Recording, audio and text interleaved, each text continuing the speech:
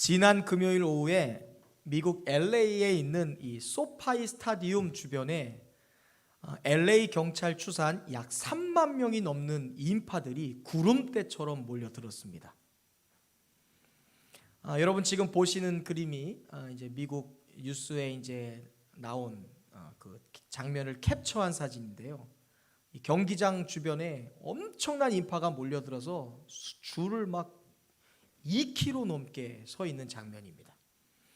왜 이 사람들이 이 금요일 날 오후에 이렇게 경기장 주변으로 몰렸나? 바로 이 친구들 때문이었어요. 누군지 아세요? 아니 나금채 지사님 어떻게 아시지? BTS 방탄소년단입니다. 김경호 집사님 방탄소년단 들어보셨어요? 김문일 성도님 방탄소년단 아세요? 오, 우리 김창희 성도님 방탄소년단 아세요? 오, 장로님 아세요? 오, 저는 방탄조끼 방탄헬멧은 들어봤는데 방탄소년단.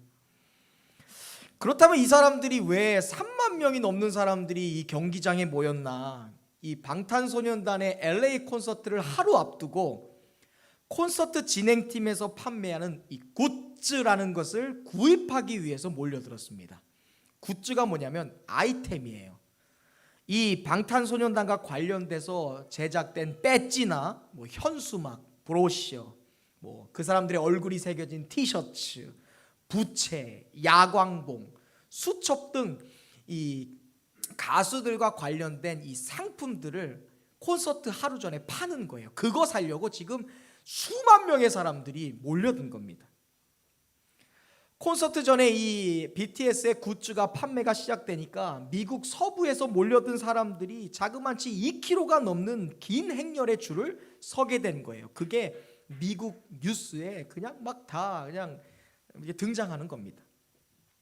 당시 한 인터뷰에서 현지 교포가 인터뷰를 했는데 그런 이야기를 했대요. 나는 11시, 오전 11시부터 와서 지금 6시간가량 줄을 섰는데 줄이 전혀 줄어들 생각을 하지 않는다는 거예요. 오히려 사람들이 더 많이 지금 오고 있다. 그래서 오늘 밤이 가기 전까지 내가 과연 판매대에 갈 수나 있을지가 지금 염려가 된다. 이렇게 인터뷰를 했다고 합니다. 그러나 남이사 뭐 기다리든지 말든지 여러분 이 친구들 한번 보세요. 이 친구들은 지금 새벽부터 나와서 아이템을 구매한 소녀들의 모습입니다. 지금 이 모습이 우리 대한민국 소녀들이 아니에요. 우리 다솜이도 옛날에 이렇게 콘서트 따라간 적 있거든요. 그래서 내가 왜 가나 그랬는데 간 적 있죠? 모르는 척 하지 마세요. 지금 이게 여러분 미국 서부 LA에 있는 소녀들의 모습이에요. 왼쪽에 있는 아가씨 얼굴 보이세요? 표정 보이시죠 지금? 머리에 오빠들 그 BTS 한 사람 한 사람을 뜻하는 동물들이 있대요. 그 동물들 아이콘에 지금 머리띠를 한 거예요. 그리고 지금 친구가 부채를 구입한 걸 보고 지금 그림이 잘렸는데 부채 구입한 걸 보고 지금 좋아갖고 입 벌리고 지금 대박 이러면서 따라가는 장면입니다. 오른쪽에 있는 좀 현대적인 아가씨들 한 5명 있죠? 뭐 들고 있는 거 보이세요? 여기 보면 뭐 이렇게 뾰로롱 하면서 아이들 이렇게 갖고 놀 것 같은 이런 요술봉 갖고 있는데요. 이게 뭐냐면요. 딱 누르면 LED로 보라색으로 빛나는 거예요. 요술 야광봉이에요.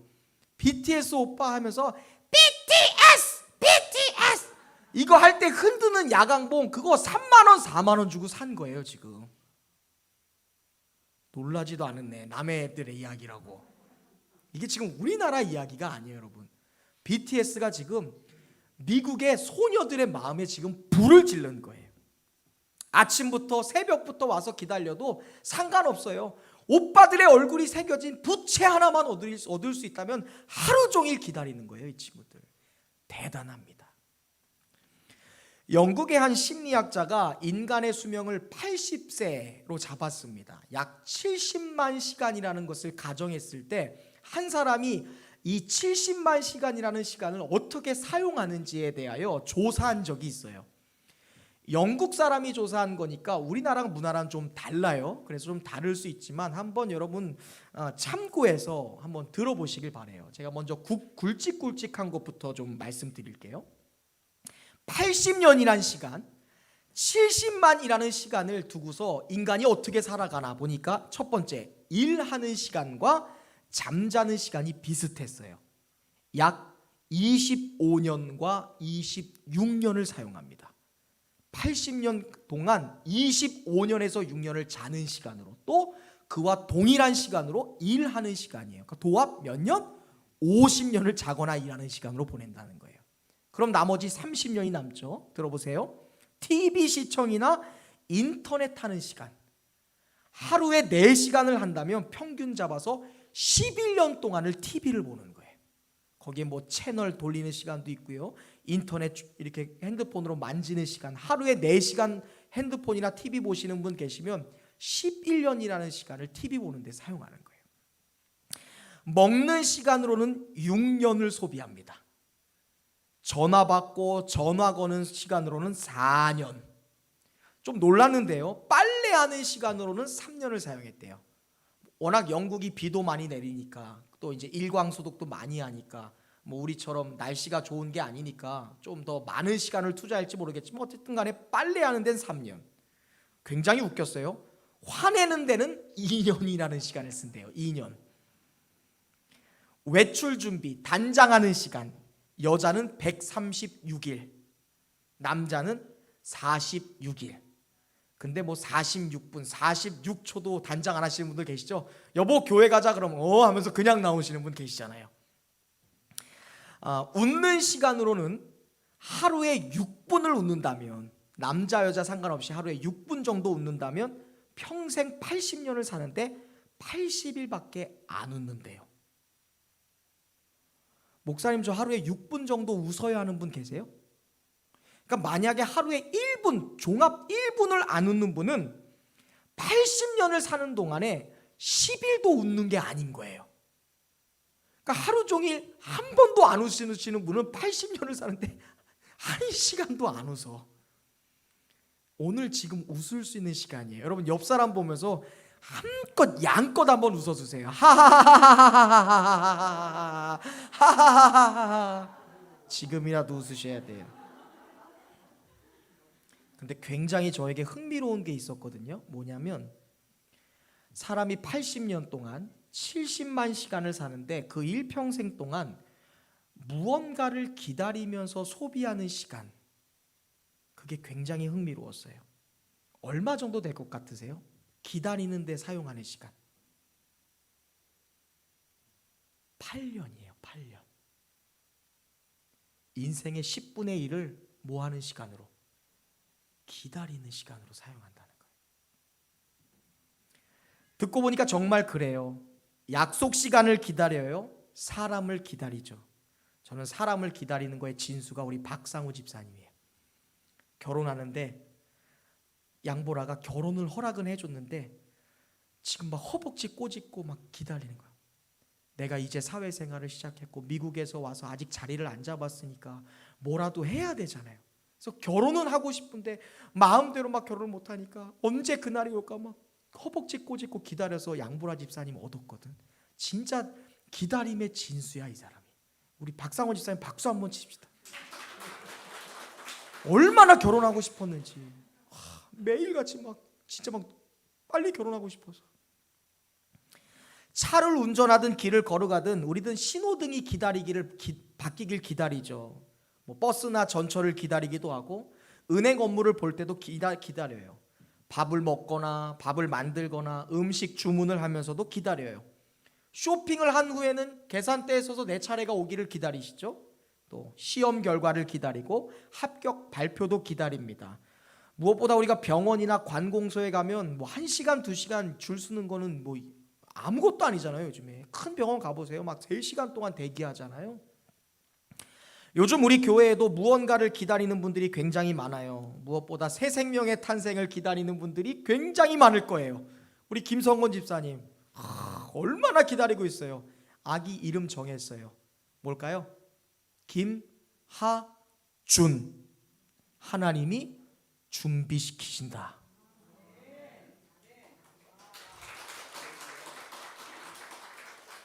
야, 대단하지 않습니까?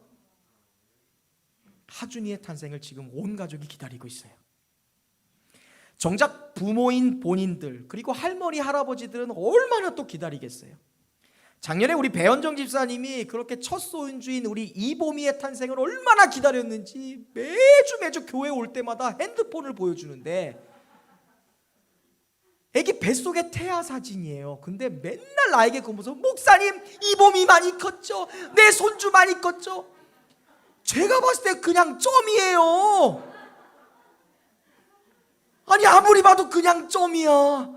근데 그 아이의 탄생을 기다리는 할머니 눈에는 매일같이 그 아이가 크는 거야. 분명히 점인데 얼마나 기다리면 그 점이, 이 점이 2개가 되고 3개가 되고 이게 큰다고 생각했나 봐요. 손주 볼날을 기다리는 사람들 앞에서는 하루가 다르게 아기가 크는 거예요. 또 우리 재환이도 도연이도 결혼식을 손꼽아 기다렸죠. 저도 기다렸어요. 얼마나 설레이는지. 그래서 오늘 제가 11년 전에 입었던 제 예복을 꺼내 입었습니다.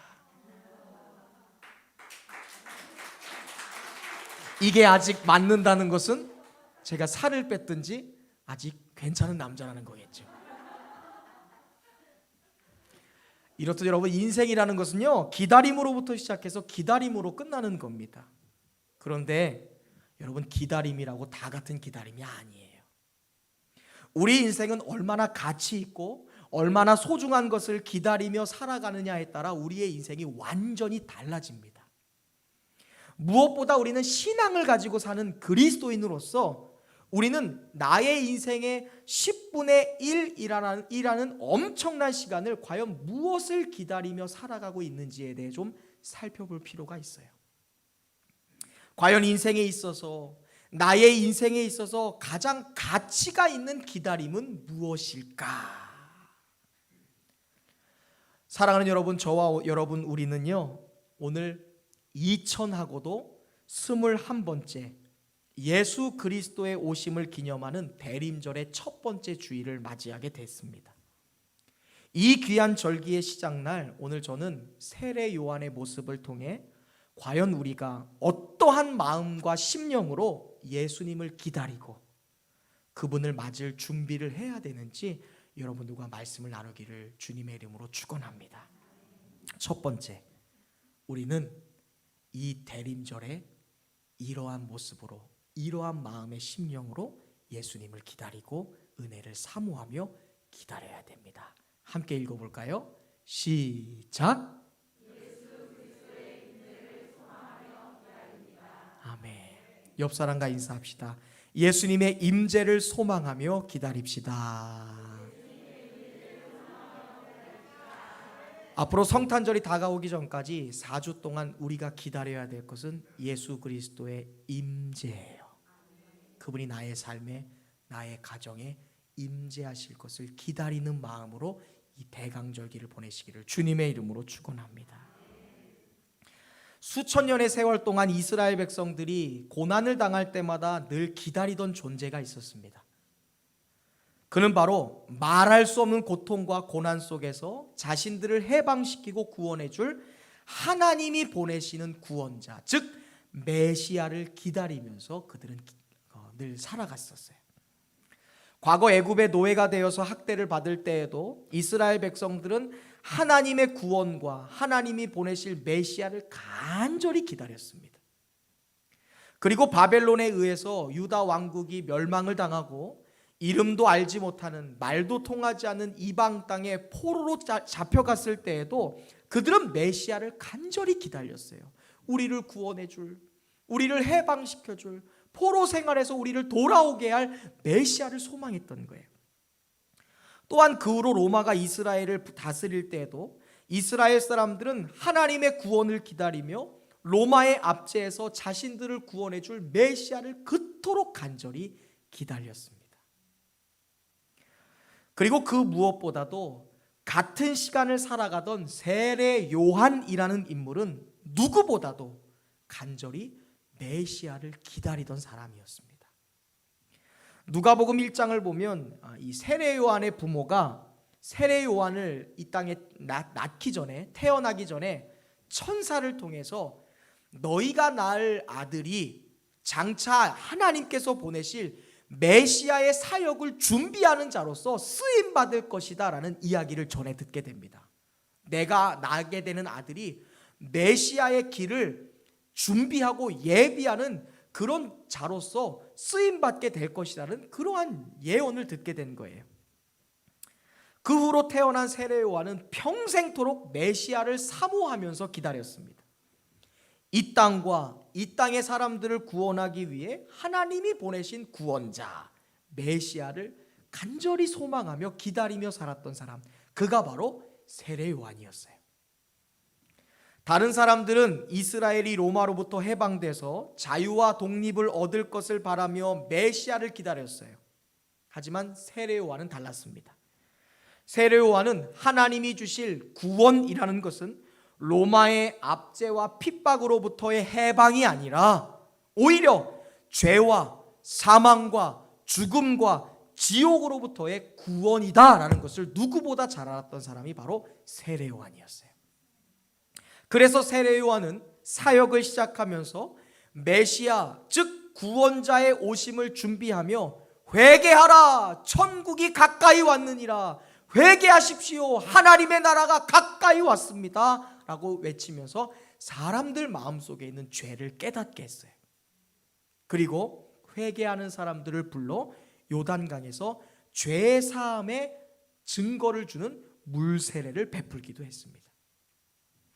그만큼 요한은 메시아의 임재라는 것을 간절하게 원했던 사람이었어요. 그러던 어느 날 세례 요한에게 예수님에 대한 소문이 들려왔습니다. 다윗 왕의 고향인 베들레헴도 아니고 이스라엘의 수도인 예루살렘 출신도 아닌 저 한적하고 저 시골 출신, 작은 시골 마을인 나사렛이라는 곳의 출신인 예수라는 사람이 지금 이스라엘 전역에 굉장한 일들을 일으키고 있다라는 것을 듣게 된 거예요. 오늘 우리가 읽진 않았지만 누가복음 7장 1절에 보면 예수님께서 가버나움에 살고 있었던 백부장, 이 백부장이 아꼈던 이 종이 죽을 병에 걸리게 됐는데 예수님께서 이 죽을 병에 걸렸던 백부장의 종을 보지도 않고 말씀만으로 그 종의 병을 치유하셨다라는 것을 처음 세례 요한이 듣게 되었어요. 사람의 병과 저주를 예수께서 끊어버리신다는 것을 듣게 된 거예요. 심지어 예수가 죽은 사람도 살렸다라는 소문도 듣게 됩니다. 11절에 보면 예수님께서 나인성이라는 곳을 가시는데 그곳에서 장례 행렬이 시작되었어요. 이 장례는 남편을 먼저 하늘로 떠나보내고 그 다음에 하나밖에 없었던 독자였던 아들의 죽음을 맞이한 어머니가 아들의 장례식 행렬 뒤에 울면서 슬퍼하게 걸어 나오고 있는 장면을 예수님께서 나인성에 들어가시다가 보게 된 거예요. 그런데 예수님이 이 슬픔에 잠겨있는 어머니를 보고 마음이 아프시고 근심하셨어요. 너무 고통스러웠어요. 하나밖에 없는 독자 유일한 가족인 아들을 먼저 떠나보낸 이 어머니의 아픔을 보시고 예수님이 우셨습니다. 그리고 이 여인의 아픔에 공감하기 시작하셨어요. 그리고는 예수님은 그녀에게 말합니다. 울지 말라. 그렇게 말씀하신 예수님이 장례 행렬에 툭 하고 들어가시더니 이 아들의 관에 손을 대었다라고 말씀해요. 그런데 여기서 말하는 관은요, 나무로 만들어진 궤짝이 아니에요. 예수님 시대 때 이스라엘 사람들은 관에다가 사람을 묻지 않습니다. 이것은 관이라는 것은 아들의 시신을 덮고 있는 하얀 세마포를 얘기하는 거예요. 그러니까 관이라는 것은 우리가 말하는 짜져 있는 관을 말하는 게 아니라 그냥 그 아들의 시체 그 자체, 아들이 누워있는 침상, 죽은 아들의 시신을 운반하는 운반대를 의미하는 거예요. 그러니까 예수님이 관에 손을 얹었다라는 것은 죽어서 유대인의 관점에 이미 부정해진 아들의 시신에 손을 얹었다라는 말이에요. 여러분 생각해 보세요. 장례 행렬이 지나가고 있는데 관에 손을 얹었다고 사람들이 멈춥니까? 사람의 나무 관에다가 슬프니까 지나가는 관에다가 손 얹었다고 행렬이 멈춰져요? 당연스러운 거예요. 그런데 장례 행렬이 멈출 수 있는 유일한 방법은요, 부정해져서 절대 만지면 안 되는 사람의 시신에 손을 얹게 되면 사람들이 깜짝 놀라서 멈추게 되는 거예요. 뭐야? 건드리면 안 되잖아. 죽어서 부정해졌잖아. 죽었기 때문에 이 시신은 부정한 거라 절대 손대면 안 돼. 장갑을 끼고 만지든 아니면 나무나 다른 것으로 이렇게 건드리면 되지 직접적으로 만지면 안 되잖아. 시신은 부정한 거니까.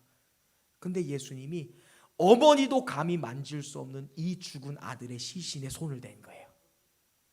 그래서 사람들이 깜짝 놀라서 멈춥니다. 큰일 났다. 시신에 손대면 안 되는데 예수님이 왜 만지신 걸까요? 죽은 게 아니라는 거예요. 내가 살리겠다라는 거예요. 예수님은 죽어 누워있는 아들을 향해 다음과 같이 말씀하셨어요. 에게이로, 일어나라, 깨어나라. 잠자고 있는 자라, 웨이크업, 깨라고. 그러자 죽었던 아들이 일어나 앉고 말도 하였다라고 말씀해요. 예수님은 그 살아난 아들을 과부에게 돌려주었습니다. 그 자리에 있던 모든 사람들이 이것을 보고 두려워했다라고 말씀하고 있어요. 두려워했다는 것은 도무지 믿을 수 없는 일로 인해 크게 놀랐다라는 뜻이에요. 과연 누가 죽은 자를 살릴 수 있을까요? 과연 누가 죽어서 부정해진 시신에 손을 얹을 수 있습니까? 과연 누가 죽음이라는 저주를 깨뜨릴 수 있습니까, 여러분? 이전까지 누구도 해본 적 없는 일이었어요. 하나님이 아니시면 절대 불가능한 일을 행한 사람을 수많은 사람들이 자기의 눈으로 보게 된 거예요. 이러한 예수님의 소문이 사방에 두루 퍼졌습니다. 그리고 마침내 그 소문이 메시아를 간절히 기다리고 소망하고 있던 세례 요한의 귀에 들린 거예요. 죽음을 깨뜨리고 죽음의 저주를 파하고 죽은 자를 살리신 하나님만이 하실 수 있는 일을 한 그 사람이 생겼다. 그 사람이 나타났다. 이 소식을 들은 거예요. 다른 사람은 몰라도 평생을 메시아를 소망하고 기다렸던 요한은 그 소식을 듣고 너무나 흥분이 되었어요. 그리고 너무나 궁금했어요. 그래서 자신을 따르던 사람 중에 2명의 제자를 불러서 예수님께 보냅니다. 20절 그리고 다음에 질문을 하게 해요. 20절 한번 읽어볼까요? 시작.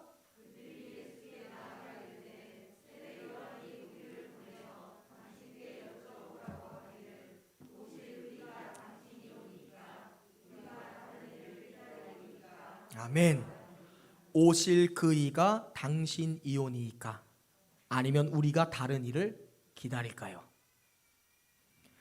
이 질문을 통해 우리는 세례 요한이 평생을 무엇을 기다리며 살았는지를 보게 돼요. 요한은 세상 그 무엇보다 그리고 세상 그 누구보다도 이 땅을 구원할 메시아의 임재를 간절히 기도하며 사모하며 기다렸던 사람이에요. 내가 다른 사람을 더 기다려야 되나요? 내가 평생을 기다렸던 사람, 평생을 사모했던 그가 바로 당신입니까? 묻고 있는 거예요. 사랑하는 여러분, 이것이 오늘 대림절을 맞이하는 저와 여러분, 이 아침에 우리가 가져야 될 마음의 자세입니다.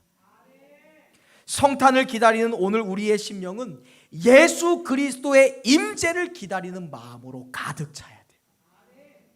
내가 기다리는 그분, 하나님이 보내시겠다고 약속하신 그분, 나의 삶에 죽어있는 영역마다 살릴 수 있는 그분을 기다리는 마음으로 우리는 이 대림절을 보내야 되는 거예요.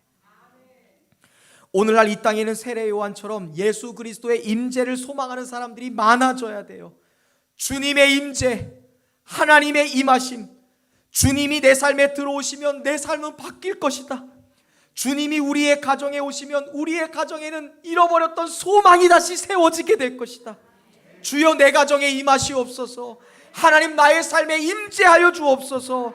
그리고 나를 회복시켜 주시고, 주님 내 마음속에 오셔서 나를 위로하여 주옵소서. 주님 내 남편의 심령에 임재하셔서 그를 좀 변화시켜 주옵소서. 나의 자녀의 가슴 속에 하나님 임하셔서 그들의 삶을 충만하게 하옵소서. 주님만 임재하시면, 아버지만 임재하시면 나는 다시 일어날 수 있습니다. 주님이 나의 가정에 임재하시면 우리 가정은 다시 웃게 될 것입니다. 주님이 임재하실 때 모든 것이 변화될 줄로 믿습니다. 간절히 사모하고 간절히 기다리오니 주님 나의 삶에 임재하여 주옵소서. 이렇게 대림절기를 보내며 주님의 임재하심을 소망하고 기다리는 이 기간으로 이 대림절기를 보내는 저와 여러분 되시기를 주님의 이름으로 축원합니다. 두 번째, 우리는 이 대림절기를 맞이하여 이러한 마음으로 기다려야 됩니다. 함께 읽어볼까요? 시작. 아멘. Salvation, 하나님의 구원이라는 것은 말씀이 육신이 되어서 오신 예수 그리스도를 통해서만이 드러납니다. 구원은 예수 외에는 다른 곳에서는 절대 발견할 수가 없어요. 오직 예수를 통해서만 하나님의 구원이 나타납니다. 20절에 보면 여러분 읽으셨죠? 세례 요한의 제자들이 예수님께 와서 그러한 질문을 합니다. 여러분이 이해하기 쉽게 바꿔드릴게요. 우리는 세례 요한의 제자들입니다. 우리 선생님이 우리를 당신께 보내어 이렇게 질문하라 하셨습니다. 혹시 하나님이 약속하신 메시아가 당신 맞으신가요? 하나님이 선지자를 통해 보내시겠다고 하셨던 그 메시아가 당신이 맞으십니까? 만약 아니라면 우리가 다른 사람을 기다려야 될까요? 21절을 보면 때마침 그때에 예수님은 질병과 고통과 악귀와 귀신 들린 자들을 고치셨고 많은 맹인들을 고치셨다라고 말씀하고 있습니다. 그리고 그 일을 마친 후에 예수님은 22절에서 그들에게 다음과 같이 말씀하셨어요. 22절 성경 찾아서 한번 같이 읽어보겠습니다. 시작.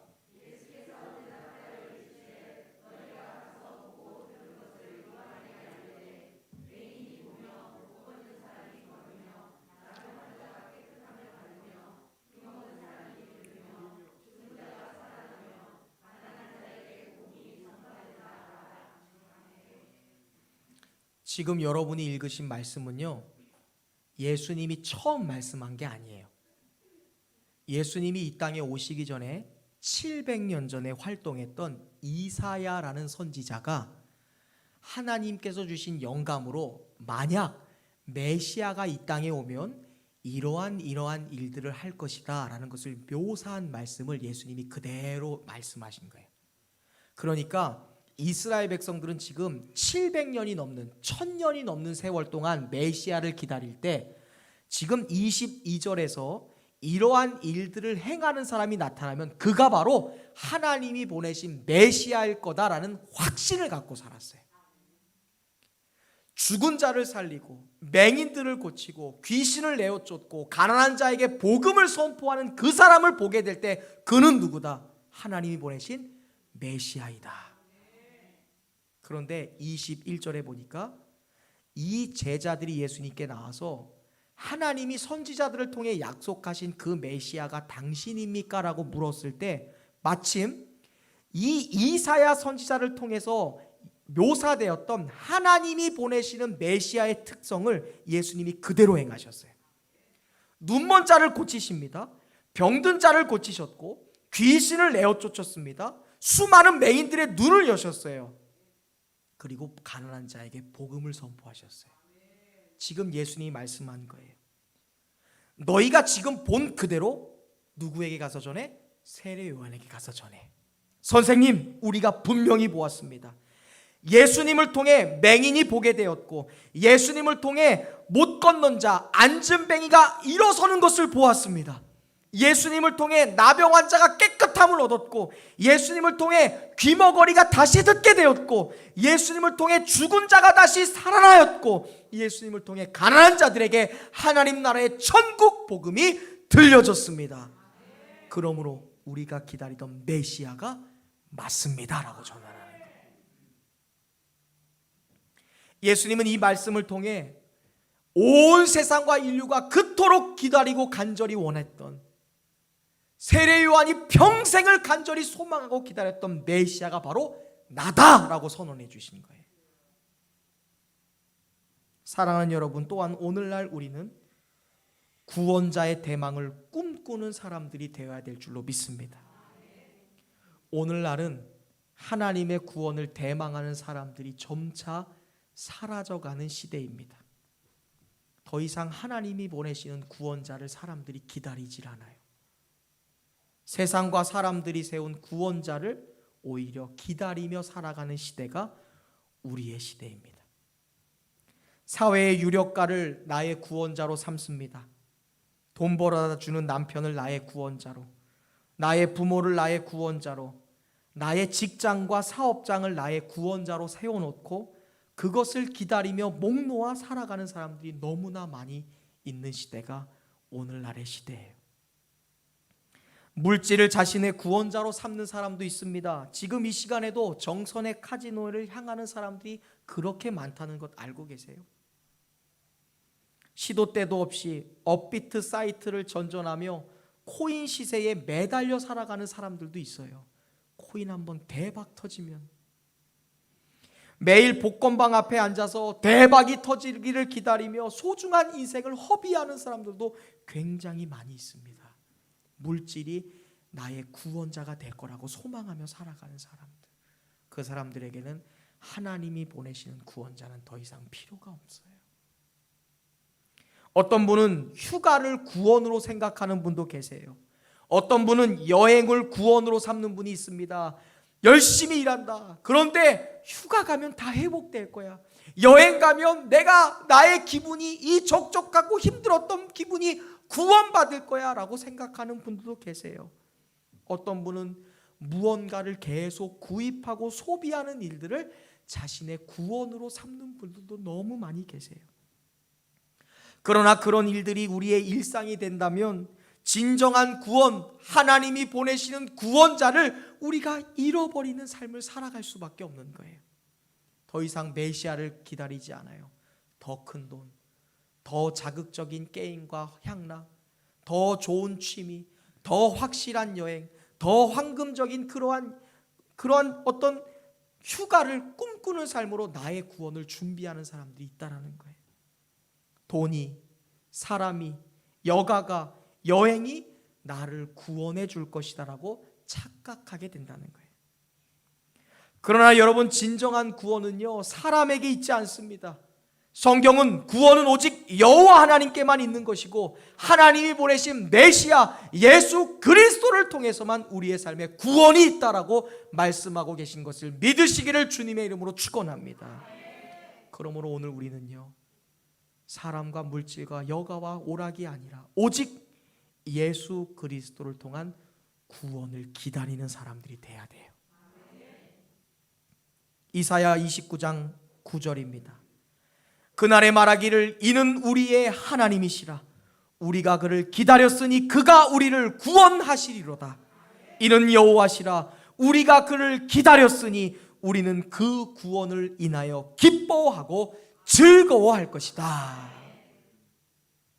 물질이 아니고 세상의 오락과 여행과 여가 활동이 아니고 오직 예수님만이 우리의 구원자가 되시는 줄로 믿습니다. 오직 예수님을 통해서만 구원 얻는 거예요. 그래서 우리는 이 대림절기를 보내며 예수 그리스도를 통한 구원을 사모하고 기다려야 돼요. 오 하나님, 예수 그리스도를 통해 닫혀있던 나의 눈이 열리는 구원을 얻게 하여 주옵소서. 예수 그리스도를 통해 삐걱거리던 나의 삶이 다시 세워지는 구원을 받게 하여 주시고, 예수 그리스도를 통해 잠자고 있던 나의 삶이 깨어나는 구원을 얻게 하여 주시옵소서. 예수 그리스도를 통해 딱딱하게 굳어져 있는 내 남편과 내 아내와 나의 자녀들의 삶이 살아나는 구원을 얻게 하여 주옵소서. 무엇이 여러분의 남편의 딱딱하게 굳어진 마음을 녹일 수 있습니까? 여행입니까? 돈일까요? 아니에요. 예수님밖에 없어요. 무엇이 여러분의 잠자고 있는 심령에 구원을 줍니까? 휴가입니까? 선물입니까? 아니에요. 오직 예수 그리스도로 인하여 우리의 삶이 구원받게 되는 것입니다. 간절히 바라고 원하오니 주여 나를 구원해 주시옵소서. 예수 그리스도를 통한 구원을 기다리는 마음으로 대림절기를 보내는 저와 여러분 되시기를 주님의 이름으로 축원드립니다. 마지막으로 우리는 하나님의 기다리심을 기억하며 이 대림절기를 보내야 될 줄로 믿습니다. 대림절기를 맞이하는 우리가 기억해야 될 것은 우리의 간절한 기대와 소망보다도 더욱 간절한 기대와 소망으로 하나님이 우리와 함께 하시기를 원하고 계신다라는 거예요. 그것이 우리가 이 대림절기에 반드시 기억해야 될 일입니다. 저를 따라 고백해 보시겠어요? 나의 간절한 기대와 소망보다 하나님은 더욱 간절히 나를 만나기를 기다리고 계십니다. 우리는 대림절기에 이것을 기억하며 살아야 돼요. 하나님이 나를 만나기를 더 기다리고 계신다. 내가 하나님과 가까워지기를 하나님이 더욱 기다리고 계신다. 내가 구원을 원하는 것보다, 내가 하나님의 임재를 원하는 것보다 하나님이 나와 함께하기를 더 기다리고 계신다는 것을 우리는 기억해야 돼요. 마태복음 1장 23절은 말합니다. 보라, 처녀가 잉태하여 아들을 낳을 것이요 그 이름을 임마누엘이라 하리라. 이를 번역한즉 하나님이 우리와 함께 계시다 함이라. 하나님은 처음부터 여러분과 함께하기를 원하고 계셨어요. 내가 하나님을 모르던 시간, 하나님 없이 살던 그 시간에도 하나님은 여러분과 늘 함께하기를 원하셨어요.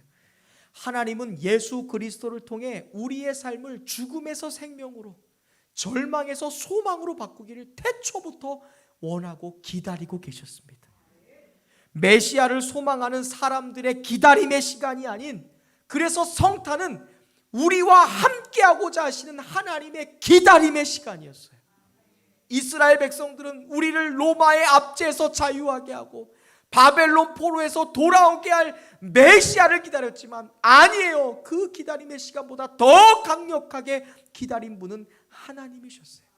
내가 너희와 이렇게 함께하고 싶어. 내가 너희와 늘 가까이 있고 싶어. 그것을 나타낸 것이 바로 성탄입니다. 내가 너희를 이렇게 기다리고 있단다. 내가 너희와 임마누엘 함께하고 싶은 것이 이 성탄을 기다리는 나의 마음이야. 하나님은요, 태초에 천지를 창조하신 이후로 2000년 전 예수 그리스도를 보내시기 전까지 여러분을 기다리고 계셨어요. 예수 그리스도를 통해 내가 너희와 만나는 그 장면, 예수 그리스도를 통해 너와 나의 깨어졌던 그 관계가 회복되는 시간을 하나님이 간절히 기다리고 계셨다는 거예요. 그래서 여러분, 이 대림절기는요, 성탄을 기다리는 우리의 기다림이 아니라 우리와 만나길 원하시고 우리와 함께하고 계시는 하나님의 기다리심을 기억하는 절기가 돼야 돼요. 이제 우리가 대림절기를 맞이하는 우리의 심령이 바뀌어야 될 필요가 여기에 있는 거예요. 더 이상 산타클로스나 루돌프, 크리스마스의 선물이나 연말에 들뜬 분위기나 파티나 모임에 밀려서 하나님을 더 이상 소외시키는 것이 아니라 지금도 나와 함께하기를 간절히 원하고 계신 하나님의 기다림. 사랑하는 누구야? 사랑하는 나의 아들아, 사랑하는 나의 딸아, 너의 굳게 닫혀진 마음의 문을 열어서 그 마음의 문을 연 그 틈으로 나와 들어오셔서 나와 함께 거하기를 원하시는, 내가 마음의 문을 열기를 수천 수백 년 동안 기다리고 계신 하나님의 절기, 그것이 바로 대림절이에요. 성탄을 기다리는 우리의 기다림보다 더 간절한 기다림. 내가 이렇게 나의 아들을 보낼 정도로 너희와 함께하고 싶다. 이 기다림을 기억하는 절기가 바로 대림절기가 돼야 될 줄로 믿습니다. 주여, 당신을 기억하게 하옵소서. 나보다 나를 더 간절히 원하시는 하나님의 기다리심을 기억하게 하옵소서. 나와 늘 함께하기를 원하시는 하나님을 잊지 않게 하옵소서. 이것이 대림절을 보내는 저와 여러분의 심령의 상태여야 될 줄로 믿습니다. 사랑하는 여러분, 대림절을 맞이하는 오늘 이 아침 우리는 메시아를 기다리는 마음가짐에 대한 이야기를 함께 나누어 보고 생각해 보고 있어요. 과연 우리는 성탄절을 앞두고 시작된 이 대림절기 무엇을 기다려야 할까요? 더 넓게 생각해 볼까요? 우리의 인생의 10분의 1에 해당하는 그 시간을 우리는 무엇을 기다리며 소비해야 될까요? 돈인가요? 여행인가요? 세상의 향락인가요? 집 사는 거? 새로운 차가 나오는 걸 기다리는 시간? 아이의 탄생? 사업이 잘 되는 것? 다 좋습니다. 그런데 여러분, 적어도 이 대림절기만은 어떠한 사람을 기다리는 것보다, 그 어떠한 물건을 기다리는 것보다 예수 그리스도의 임재를 사모하는 기간으로 보내시기를 바랍니다. 내 삶에 찾아와 주시옵소서. 우리의 가정에 임하시옵소서. 또한 나의 삶의 모든 영역에 임할 구원을 기다리는 마음으로 이 절기를 보내시기를 바랍니다. 저는 오늘 이 일을 위해 여러분에게 기회를 드릴까 해요. 이 예배를 마친 다음부터 이제 성탄절이 되기까지 3주라는 시간이 여러분에게 주어져 있습니다. 이 3주라는 시간을 나의 삶에 예수 그리스도의 임재가 필요한 영역들이 있을 거예요. 우리의 가정에 하나님의 구원이 임해야 될 영역이 있을지 모르겠어요. 하나님이 임하셔야 이 문제가 해결이 됩니다. 하나님의 구원이 반드시 이 부분에 임해야 됩니다. 여러분이 간절히 원하는 부분이 있을지 모르겠어요. 그것을 성탄절이 되기까지 3주 동안 교회 본당과 교육관에 2개의 트리가 있죠. 이 2개의 성탄 트리에 여러분의 소망을 담은 오너먼트라고 하더라고요. 성탄 트리 장식을 걸까 해요. 지금 저희가 세팅을 해놨어요. 근데 여러분 마트에 가면 이런 거 팔아요. 여러분이 구입을 하셔서 하나님, 나의 삶의 이러한 부분에 하나님의 임재가 필요합니다. 나의 남편의 마음속에 하나님의 구원이 필요해요. 우리의 삶의 가정의 경제에 하나님의 임재가 필요합니다. 나의 자녀의 비전에 하나님의 구원이 필요합니다. 여러분의 간절한 기도가 있다면 3주 동안 이거 구입하면 돼요. 마트에 가시면 여기다 마카로 쓰셔도 돼요. 아니면 아이들과 집에서 색종이를 접으세요. 그리고 그 색종이 예쁘게 접은 다음에 여러분의 간절한 기대와 소망을 기록해 보세요. 아니면 누군가에게 보여주고 싶지 않다면 조그만 종이를 상자에 넣어서 그 상자를 예쁘게 포장하세요. 그리고 성탄절이 오기 전까지 여러분이 이 2 성탄 트리에 이 오너먼트 장식을 거세요.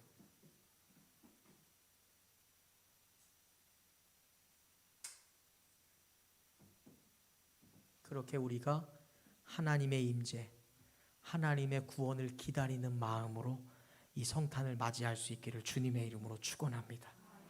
여러분의 삶에 그리고 가정에 반드시 하나님의 임재와 구원이 필요한 영역이 있다면 간절한 소망을 담아 성탄절이 올 때까지 그것을 트리에 거시기를 바랍니다. 그리고 그것이 반드시 이루어질 수 있도록 기도하시는 기간으로 이 대림절기를 보내시기를 바랍니다. 그렇게 성탄절을 기다리는 3주 동안 우리가 할 수 있는 한 산타가 아니라, 연말 파티가 아니라 하나님을 기억하고 예수 그리스도의 임재와 구원을 기다리는 세상과 다른, 세상에서 경험할 수 없는 아름다운 거룩한 대림절기를 보내는 저와 여러분이 되시기를 주님의 이름으로 축원합니다.